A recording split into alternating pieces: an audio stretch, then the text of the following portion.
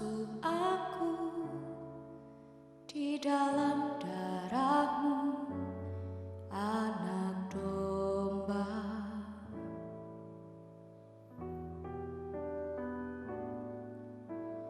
Jamak bibir, luruskan hatiku dengan Roh-Mu.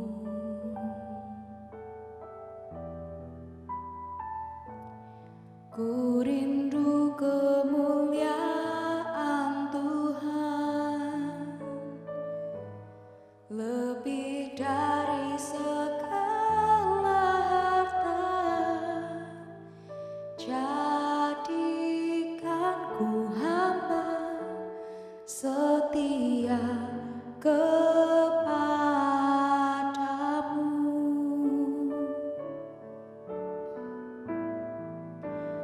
Lebih dari segalanya,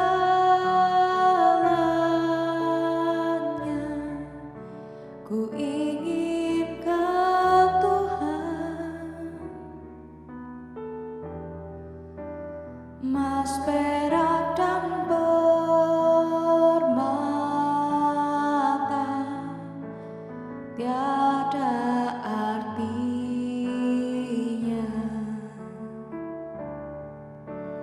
Ku ingin lebih dekat,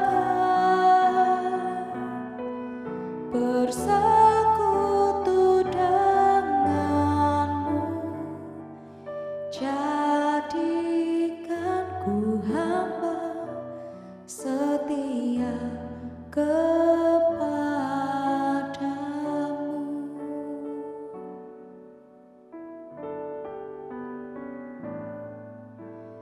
Basuh aku di dalam darah-Mu, anak domba.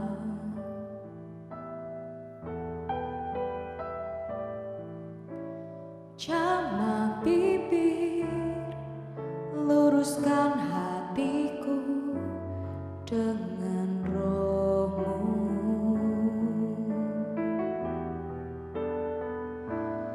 Ku rindu kemuliaan Tuhan, lebih dari segala harta. Jadikan ku hamba setia kepadamu.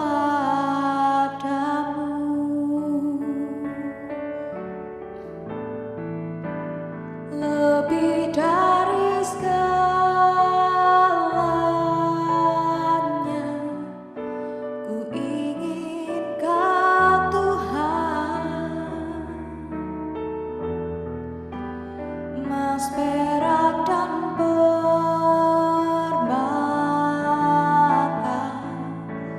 tiada artinya.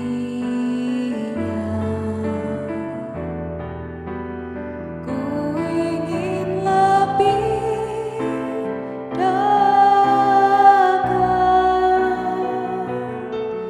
bersekutu denganmu. Jadikan ku hamba setia kepadamu.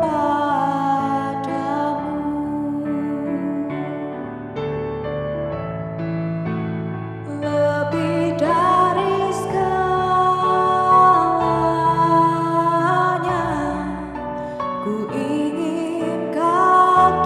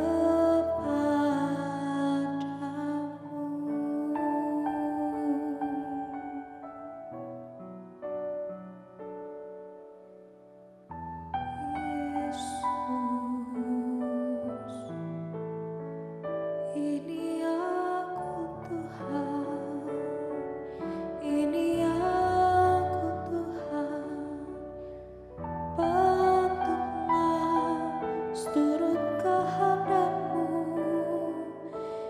Yesus. Jadikan ku hamba yang setia padamu Tuhan, padamu Tuhan.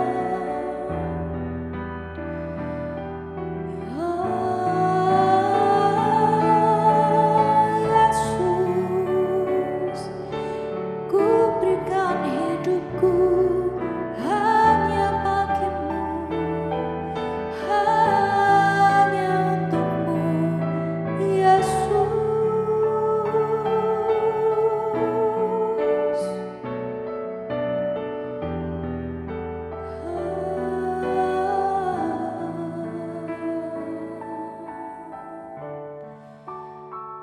Kau yang terutama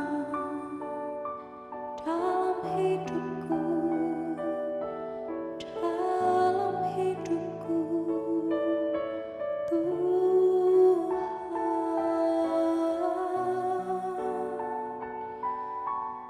Yesus, Yesus.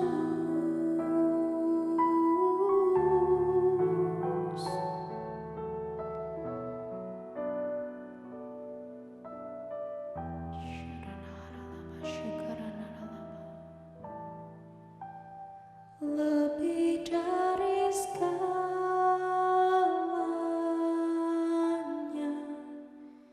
ku ingin Kau Tuhan.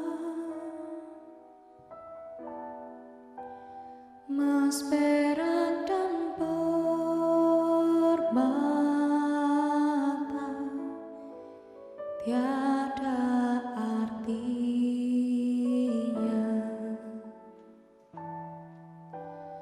Ku ingin lebih dekat, bersekutu denganmu. Jadikan ku hamba setia kepadamu, lebih dari segalanya,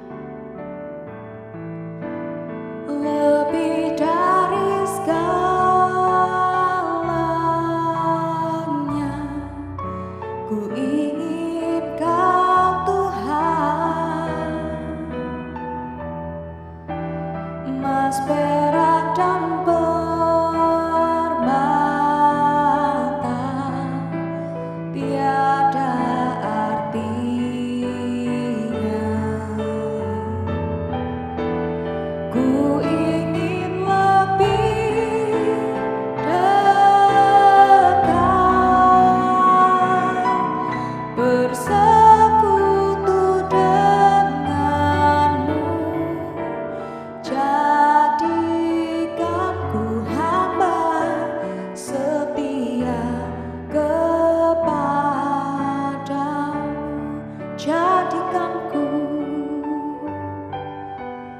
Jadikan ku hamba setia kepadamu.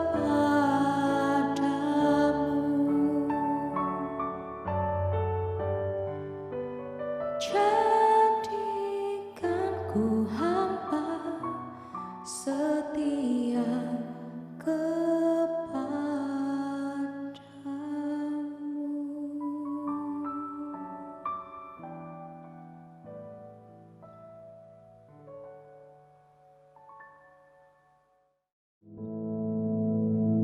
Our Father, which art in heaven, hallowed be thy name. Thy kingdom come, thy will be done in earth as it is in heaven. Give us this day our daily bread, and forgive us our debts, as we forgive our debtors. And lead us not into temptation, but deliver us from evil. For thine is the kingdom, and the power, and the glory, forever. Amen.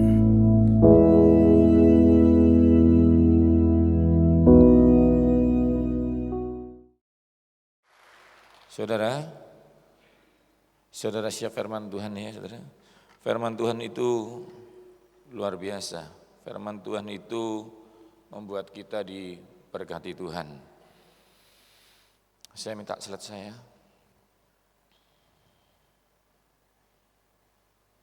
Oke. Mazmur 119 ayat 105. Firman-Mu itu pelita bagi kakiku dan terang bagi jalanku. Firman Tuhan ini menjelaskan bagaimana cara kerja firman Tuhan. Firman Tuhan tidak pernah merubah kondisi saudara. Firman Tuhan merubah diri saudara. Jadi firman Tuhan enggak merubah kondisi, firman Tuhan merubah daya pandang saudara. Saudara dengar firman Tuhan, yang rumahnya masih kontrakan, pulang rumahnya tetap kontrakan. Saudara yang sakit terima firman Tuhan, pulang masih sakit. Tetapi berbeda, karena firman Tuhan itu pelita, membuat pikiranmu berbeda. Engkau pulang di rumah kontrakanmu, engkau akan bicara, memang sekarang aku masih belum punya rumah sendiri, tapi ke depan Tuhan akan memberikan aku rumah. Yang mengerti katakan amin. Daya pandangmu dirubah, dia pelita. Yang pertama engkau tersaruk-saruk, tertendang-tendang, terpukul-pukul. Yang tersesat. Begitu engkau mendengar firman Tuhan, jalanmu tampak terang. Engkau akan bisa berjalan dan engkau akan menemui apa yang pernah engkau inginkan hatimu. Yang setuju katakan amin. Saya kasih ilustrasi ya. Ada dua sahabat kerja waktu saya masih di BRI Jakarta, ada dua sahabat saya bersama-sama makan bareng, berangkat bersama, ya satu kos yang sama. Mereka pulangnya sama-sama, yang satu tapi di lantai 25, yang satu di lantai 1, yang satu teller, yang satunya bagian operasional. Yang lantai 25 telepon lantai 1, bro pulang ya. Langsung yang lantai 1 bilang, bro kalau mau ajak pulang, lihat jendela, macetnya setengah mati. Coba lihat slide saya kasih ilustrasi ya. Nah kayak gini loh, kok mau pulang, lihat jendela dong kalau ngajak pulang. Lalu yang satu bilang apa? Loh saya lagi di depan jendela, karena itu kita harus pulang. Karena macetnya cuma 2 gedung. Next, dari lantai 25 kayak begini jaraknya. Jadi setelah 2 gedung belok, kosong. Apa yang membedakan saudara? Sama-sama lihat jendelanya. Yang satu lantai 25, yang satu lantai 1. Firman Tuhan itu membuat engkau terbang seperti Raja Wali. Jadi daya pandangmu di langit seperti surga memandang sesuatu. Yang mengerti katakan amin. Masalahnya sama. Rumahnya ini besar, nampung orang. Tapi kalau saudara naik pesawat terbang, saudara cari gedung ini enggak ada. Karena saudara daya pandangnya berbeda. Nah, sudut pandang berbeda itu dibutuhkan waktu engkau, firman Tuhan dibutuhkan waktu engkau mengalami pencobaan. Sehingga sudut pandangmu jadi berbeda. Next, kalau kita lihat. Yesus yang penuh dengan Roh Kudus kembali dari sungai Yordan lalu dibawa oleh Roh Kudus ke padang gurun. Orang yang punya Roh Kudus bisa berbahasa roh dan punya kuasa. Dikatakan kalau aku naik pergi, Roh Kudus akan turun kamu dan kamu penuh dengan kuasa. Roh penciptaan itu bersama kamu, bersama kita saudara. Yang mengerti katakan amin. Tapi kebanyakan dari kita langsung praktek. Misalnya begini nih, punya Roh Kudus langsung khotbah, punya Roh Kudus macam-macam. Yesus kasih contoh, manusia sebagai manusia yang penuh Roh Kudus harus ujian kompetensi dulu. Sarjana-sarjana yang mau praktek kerja harus ujian dulu, UAS dulu, skripsi dulu, supaya kompetensi. Yesus punya Roh Kudus gak langsung keliling-keliling, punya kuasa tapi uji kompetensi. Ciri-ciri orang punya Roh Kudus, sebelum dia ngerubah air jadi anggur, sebelum dia suruh orang lumpuh jalan, dia ujian, dibawa ke padang gurun untuk ujian. Di situ dia menggunakan firman-Nya supaya bisa lulus. Karena itu saudara dengar firman Tuhan itu luar biasa. Dari situlah imanmu dibangun. Yang mengerti katakan amin. Dia menggunakan firman untuk meluluskan dirinya. Dan ujian, saya nggak khotbah ini, cuma saya kasih tekanan dulu. Orang punya Roh Kudus, uji kompetensi yang pertama kali salah satunya merubah batu jadi roti. Karena itu saya bingung orang bisa berbahasa roh makan jeroan. Saya nggak ngerti dari mana itu. Karena Yesus saya punya Roh Kudus, ujian kompetensinya pertama kali tentang makanan. Yang mengerti katakan amin. Ini bukan buatan saya, ini firman Tuhan. Kalau kamu tidak bisa menguasai dirimu, bagaimana engkau bisa menguasai roh-roh yang di udara? Yang mengerti katakan amin. Yang kedua tentang kekuasaan. Karena itu kalau banyak hamba Tuhan tidak diuji dulu kompetensi tentang kekuasaan, jadi pendeta, jadi pelayan Tuhan yang dicari uang. Ada uji lagi tentang macam-macam ya. Nanti saya tidak khotbah ini, tapi saya menunjukkan bahwa pencobaan itu penting, tekanan itu penting untuk mengkompetensi dirimu, engkau lolos atau tidak. Nah, ini saya akan sedikit peragaan supaya saudara ngerti. Saya bawa jeruk saudara, bukan saya sih, share. Jeruk ini dia nggak sadar di dalamnya ada asam askorbat, bikin orang nggak bisa sakit, namanya vitamin C. Dia nggak sadar di dalamnya ada hisperidin, bikin kankermu hilang. Jeruk ini tidak akan sadar sampai dia dipotong, disakiti dengan pisau. Kalau disakiti dan dipotong-potong, belum mengeluarkan kekuatannya, saya akan kasih percobaan. Kalau dipotong masih belum bisa mengeluarkannya, dia perlu ditekan-tekan. Kurang, ditekan lagi, supaya keluar. Kalau belum maksimal, karena ditekan gini cuma keluar sesuatu C-nya. Hisperidin tidak bisa keluar karena granulanya masih besar-besar begini. Maka perlu ada sesuatu yang lebih kuat untuk nekan.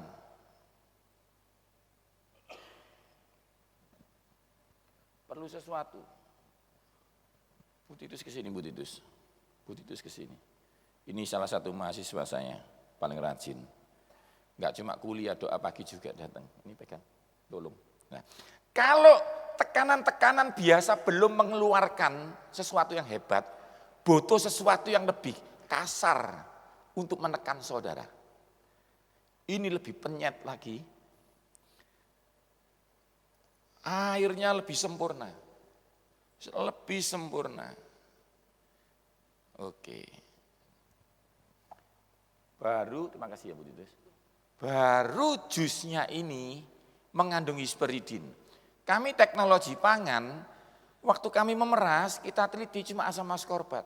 Begitu mesin lebih kuat lagi, yang keluar hisperidin. Nah saudara, tapi kanker usus nggak bisa hilang, dibutuhkan pektin.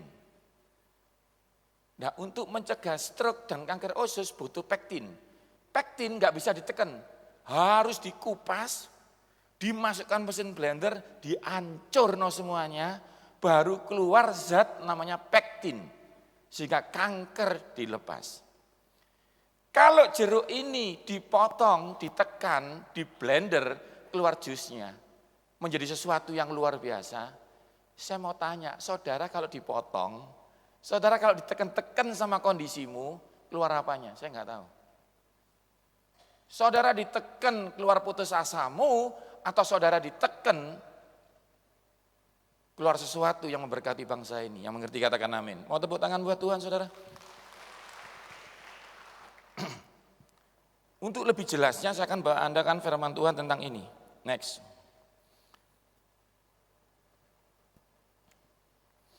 Saya tidak selesai ya. Next. Nah ini. 1 Samuel 17 ayat 4. Ceritanya itu, ditahan ya slide-nya. Orang Israel dipimpin oleh Saul menyiapkan barisannya, orang Filistin dipimpin oleh rajanya menyiapkan barisannya. Sama-sama menyiapkan barisannya. Suatu ketika muncullah seseorang pendekar, dikatakan pendekar saudara. Dari tentara orang Filistin namanya Goliat dari Gat, tingginya 6 hasta, topengnya perunggu dan macam-macam udah. Orang Filistin ini dikatakan ayat 16, pasal 17 ayat 16, orang Filistin ini maju mendekat pada pagi hari dan petang, 40 hari lamanya. Saya mau tanya, Saul ketakutan, tentara Israel ketakutan. Saya mau tanya, mereka sudah perang enggak? Belum. Cuma Filistin itu ngeluarin Goliat keluar, terus omong-omongan begini, ayo kalau berani ke sini, 1 lawan 1, keluarkan 1 dari tempatmu, 1 saya. Kalau saya kalah, kita jadi hambamu, kalau dia kalah, kalian semua jadi hamba kami. Sudah bertengkar enggak? Belum. 40 hari pagi menghina, kembali lagi petang menghina lagi. 40 hari, akhirnya Saul stres. Saul ketakutan. Tekanan-tekanan itu menghasilkan ketakutan. Nah, kalau saudara punya Roh Kudus, saudara punya kuasa, yang mengerti katakan amin. Harusnya tekanan-tekanan di dalam hidupmu memunculkan potensi yang tidak pernah Anda bayangkan. Saya ditekan sama dunia ini, gara-gara saya suka menulis di kata pengantarnya, semua karena Yesus. Penerbit-penerbit bilang, kalau bisa hapus itu kita cetak. Saya ditekan iman saya.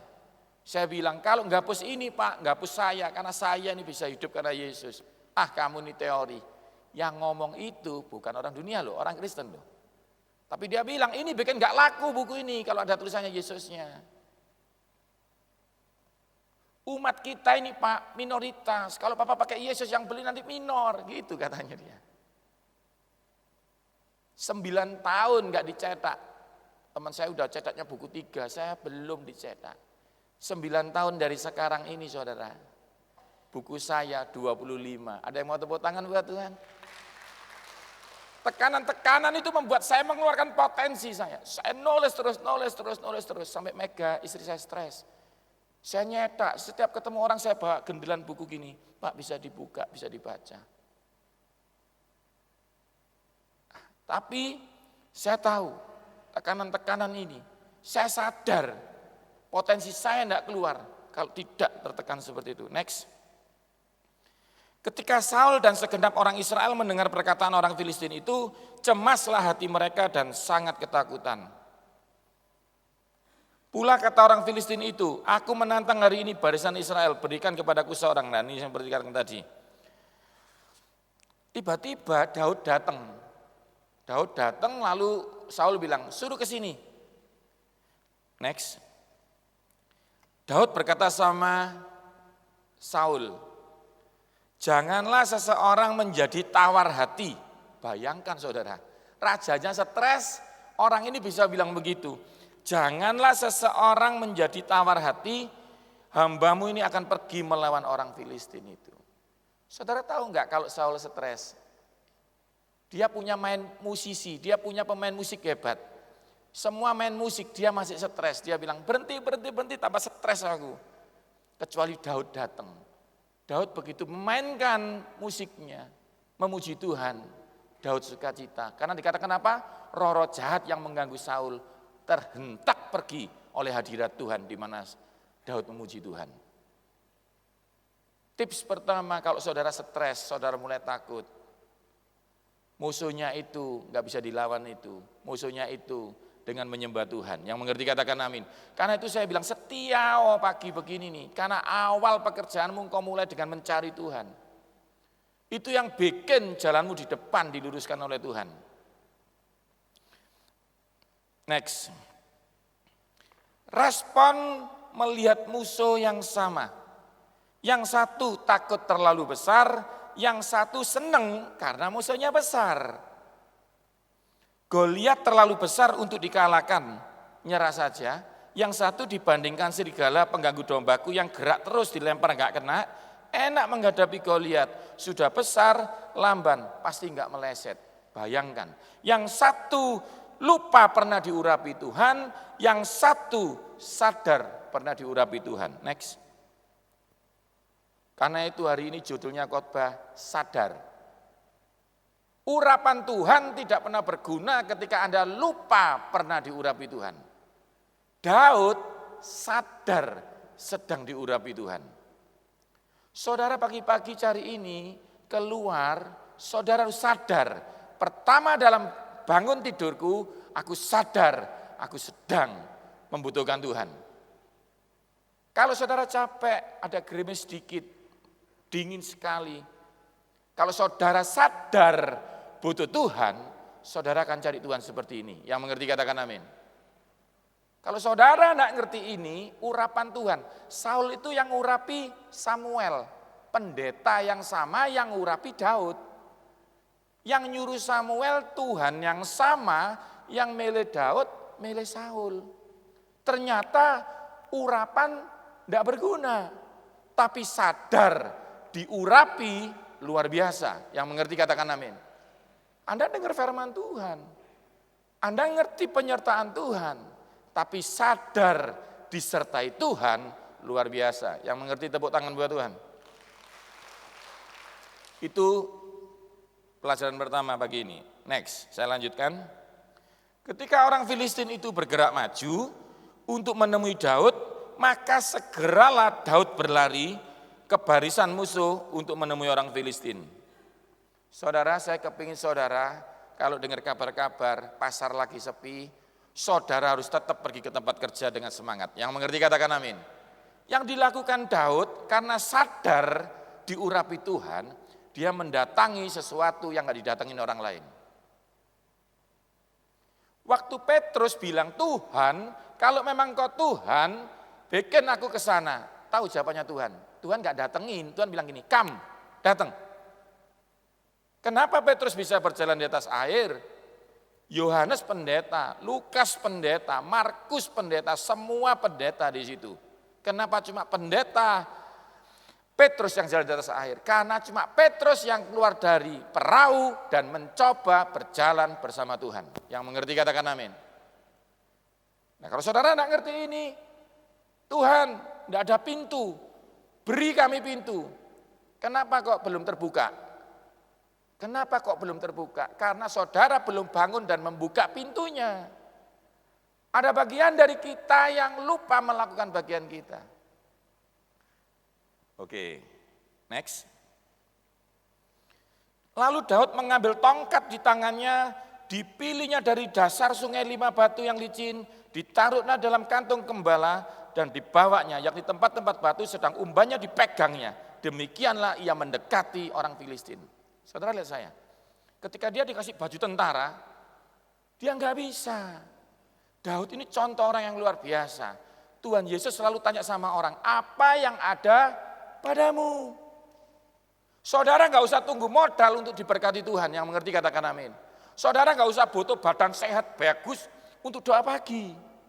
Apapun kondisimu, cari Tuhan dan berperang disertai Tuhan, yang mengerti katakan amin. Nggak usah tunggu modal besar, nggak usah tunggu koneksi luar biasa. Saya ingin saudara mengerti, sadar diurapi Tuhan. Dan Tuhan akan tanya, apa yang ada padamu? Tuhan, aku punya cuma seperti ini. Aku hanyalah seorang yang biasa-biasa saja.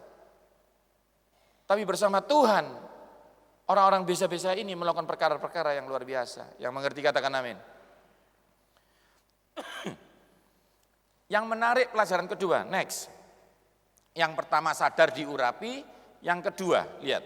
Lalu Daud memasukkan tangannya di dalam kantungnya, diambilnya sebuah batu dari dalamnya, diumbannya. Terus berikutnya, terus dia ngomong begini, Tuhan yang telah melepaskan aku dari cakar singa dan cakar beruang, dia akan melepaskan aku dari tangan orang Filistin. Next.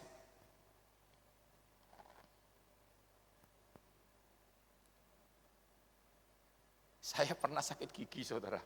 Sakit. Waktu dibuka gerahamnya itu ternyata pencong-pencong gini, bedah-bedah. Tuhan bisa bicara sama saya. Dulu pernah sakit gigi enggak? Pernah Tuhan. Terus ini sakit gigi yang keberapa? Setelah geraham ini rasanya keempat. Aku dulu pernah menyembuhkan kamu. Aku Tuhan yang enggak pernah berubah akan menyembuhkan kamu yang sekarang ini. Yang mengerti katakan amin. Waktu saya pergi sama Pak Samuel ke Singapura, Sean muntah-muntah. Dan Tuhan bilang, aku ini Tuhan yang mengeluarkan Sean. Aku Tuhan yang akan menyembuhkan Sean. Kok gak ada yang tepuk tangan buat Tuhan, saudara? Jeruk itu, waktu ditekan kedua kalinya, dia sakit. Tapi waktu dipres, dia harus ingat, dulu aku pernah ditekan dan mengeluarkan jus. Tekanan-tekanan ini, selama aku dalam hadirat Tuhan, juga mengeluarkan jus. Beri dong tepuk tangan yang meriah buat Tuhan. Kalau saudara dalam hadirat Tuhan seperti ini, dapat tekanan-tekanan yang mungkin lebih hebat daripada yang dulu, saudara harus bilang. Nah, yang kedua pelajaran yang hebat bukan sadar diurapi. Next. Daud sadar pernah ditolong Tuhan. Yang satunya Saul lupa. Saul itu saudara jadi raja sudah perang kawakan.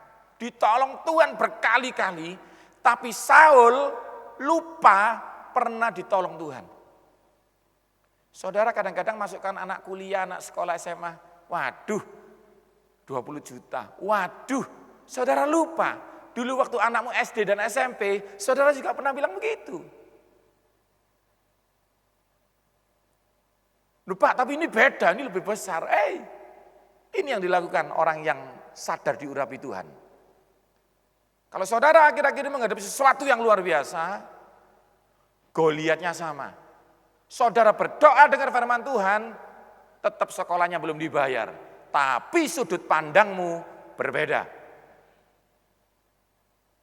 Ada yang setuju katakan amin? Firman Tuhan itu pelita bagi kakiku. Yang pertama bingung, ketakutan, kecemasan, sekarang ada pelita. Jalanmu jadi lurus. Ketika engkau dengar firman Tuhan, yang naik sepeda motor, tetap naik sepeda motor. Tapi engkau naik sepeda motor bersama Tuhan, terima kasih buat kesehatan ini. Aku bersyukur buat sepeda motor ini. Maka orang yang bisa bersyukur dengan sepeda motor, ketika diberi mobil, tetap bisa bersyukur. Yang mengerti katakan amin. Ke depan punya pengharapan. Punya pengharapan. Jadi yang pertama apa? Sadar diurapi Tuhan. Yang kedua, sadar pernah ditolong Tuhan. Yang ketiga, next, batu itu loh bisa kena orang Filistin. Next, coba biar kelihatan batunya. Nah itu batunya. Batu itu loh kena orang Filistin. Tes. Ada topengnya perunggu, badannya besar. Kakaknya Daud yang jago perang itu takut semuanya. Tapi karena dia sadar diurapi, sadar pernah ditolong, dia langsung santai. Enak yang ini, yang anjing serigala itu kalau dilempar lari-lari, kalau yang ini enggak nih. Ini besar, enggak gerak, agak goblok lagi. Dilempar pasti kena. Berani saudara nanti keluar bilang, Tuhan masalahnya kurang besar. Yang tersinggung katakan amin. Karena waktu SMA nggak boleh diuji sama ujian SD. SMA harus ujiannya SMA supaya engkau naik ke jenjang kuliah. Yang mengerti katakan amin. Tuhan akan mengangkat engkau, nggak pernah turun. Yang mengerti katakan amin. Tapi untuk naik supaya saudara strong kayak Yesus, saudara harus uji kompetensi. Ujian dulu. Setelah Yesus lolos, Yesus bisa merubah air jadi anggur. Kalau saudara mau merubah rekeningmu, ekonomimu, keluargamu dipulihkan, yang hancur-hancuran jadi baik semuanya, harus ada ujiannya, kompetensi. Yang setuju katakan amin. Katakan sebelahmu, kamu harus mau ujian. Kalau saudara tidak mau ujian, saudara tidak pernah mengerti potensi yang pernah ditaruh Tuhan di dalam hidupmu. Batu kecil itu bisa membunuh seorang raksasa. Kenapa? Saya ulang lagi, yang pertama, Sadar diurapi Tuhan. Yang kedua apa? Sadar Tuhan yang pernah nolong yang itu, yang ini juga akan ditolong. Karena Tuhan gak pernah berubah. Tapi ada seseorang yang suka melakukan bagiannya. Ada seseorang yang ngambil batunya. Ada seseorang yang ngayunkan. Tuhan yang membunuh musuhnya. Yang mengerti katakan amin. Tuhan gak pernah tertarik melakukan bagian yang bisa engkau kerjakan. Dia suka menciptakan pintunya. Yang buka pintu siapa? Kita. Mami saya masak nasi, yang ngambil nasinya siapa? Saya. Kecintaan mami saya dengan saya tidak membuat saya kenyang. Tapi respon saya sadar punya mami yang bisa masak nasi. Dan bagian saya ngambil nasi membuat saya dikenyangkan. Lazarus mati. Yesus datang. Yesus gak pernah begini. Batunya. Lazarus bangun, gak pernah. Dia bilang yang bisa dikerjakan manusia, dia bilang sama muridnya, Yohanes, Petrus, geser batunya. Nanti Anda baca sendiri firman-Nya tentang Lazarus ya. Lalu Yesus langsung bilang gini, Lazarus ke sini. Saya mau tanya, geser batu sama bangkitkan orang mati, sulit mana? Yang natural, yang biasa-biasa harus kita kerjakan. Yang mengerti katakan amin. Waktu engkau satu langkah mengerjakan bagianmu naturalmu, Tuhan akan beribu-ribu langkah menyelesaikan bagiannya Tuhan. Tepuk tangan dong buat Tuhan. Next. Anda lihat ini. Ngambil batu dan umban, memasukkan batu, memutar umban, mengarahkan ke Goliat. Fokus, itu manusia. Duitnya dari Tuhan yang menggerakkan memberi siapa? Tergerak dengan belas kasihan, Roh Kudus. Tapi yang milih duit baru dan duit kuno siapa? Kita. Yang gerakkan kita kasihan sama orang lapar siapa? Roh Kudus. Yang milih dikasih nasi pecel atau ikan asin siapa? Kita. Karena itu Tuhan ada satu proses. Apa yang kau tabur, itu yang kau tuai. Tuhan yang memberkati, Tuhan yang bilang, apa yang kau tabur, engkau tuai. Jadi ada bagian-bagian dari kita. Dan Tuhan bagiannya apa? Membuat batu mengenai Goliat. Membunuh Goliat. Itu urusannya Tuhan. Yang buka toko siapa? Kita. Yang datangkan pembeli siapa? Tuhan. Kalau saudara mengerti seperti ini, sales tidak takut keliling. Dia akan keliling. Karena yang membuat orang beli sama barangmu, Tuhan. Apapun yang kau kerjakan, dibikin berhasil. Apa yang dikerjakan. Ada bagian orang yang mengerjakan. Ada orang yang bagiannya makan bawang putih, kok bisa sembuh LDL saya? Jangan lupa, Tuhan yang memasukkan alisin penghancur kolesterol ke dalam bawang putih yang akan mencabut kolesterolmu. Yang mengerti katakan amin. Ada bagian orang, nanas dipotong, di tengahnya ada bromelin. Kalau Anda makan jus nanas, kanker paru-parumu sembuh. Memang saya tahu yang kelihatan itu sementara. Yang tidak kelihatan itu lebih abadi. Pikirkan hal itu. Saya mau tanya, siapa yang pernah melihat vitamin C? Vitamin C tidak kelihatan, yang kelihatan apanya? Jeruknya. Jeruknya dimakan, dibuang ke jamban. Vitamin C-nya nyantol, membuat engkau sehat. Yang mengerti katakan amin. Begitu pula dengan jeroan. Jeroan bisa dilihat. Kolesterol jahatnya. Siapa pernah lihat kolesterol? Yang kelihatan sementara. Jeroan memang hilang. Tapi kolesterolnya nyantol, bikin stroke. Pak, saya butuh iman, Pak. Untuk membuat semua ini baik. Enggak usah. Iman untuk mindah gunung.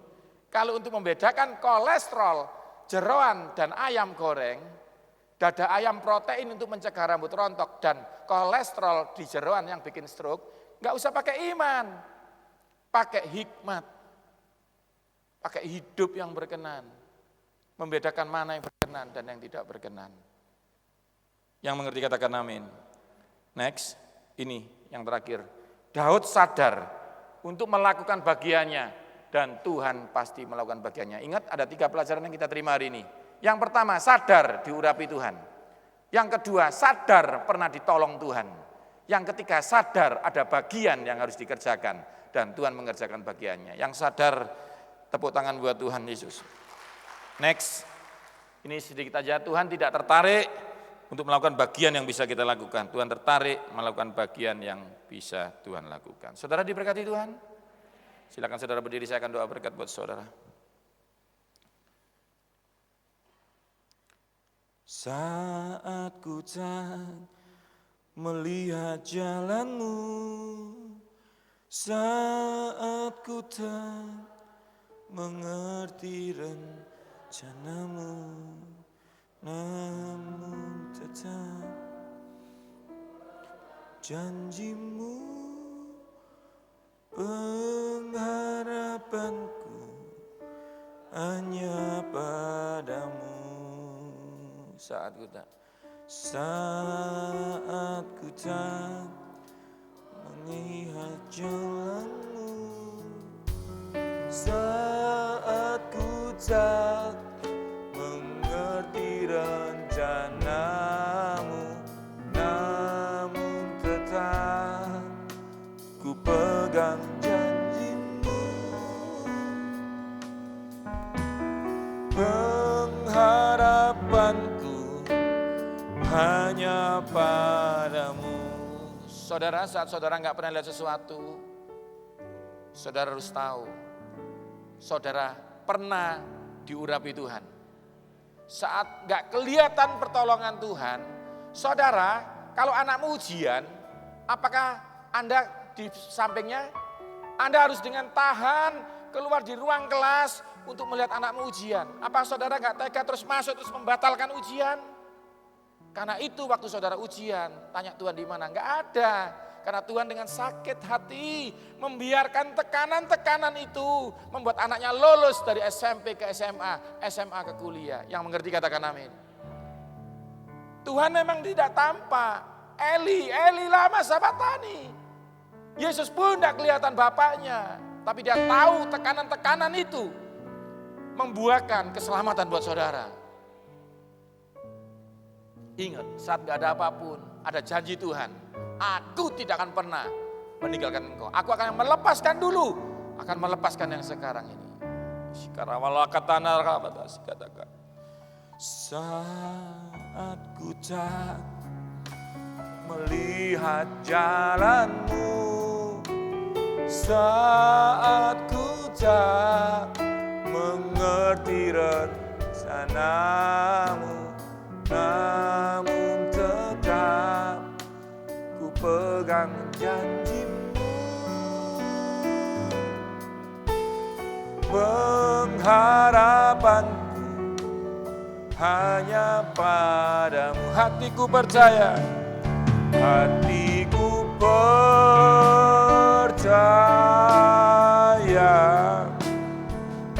hatiku percaya,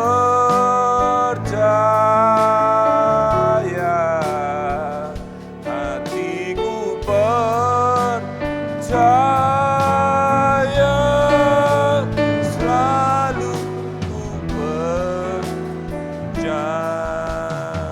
Sekali lagi, saat ku tak melihat jalanmu, saat ku tak melihat jalanmu, saat ku tak mengerti rencanamu, namun tetap ku pegang janjimu, pengharapan datang padamu. Hatiku percaya, hatiku percaya,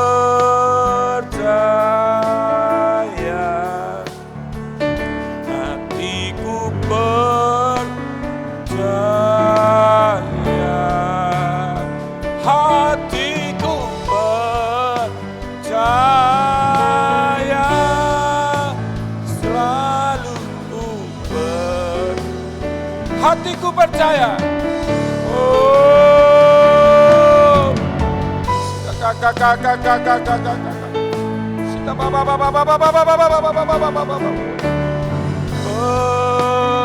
Percaya, hatiku percaya selalu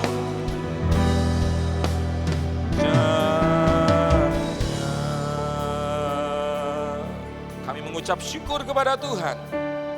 Itu janji kami, selalu percaya.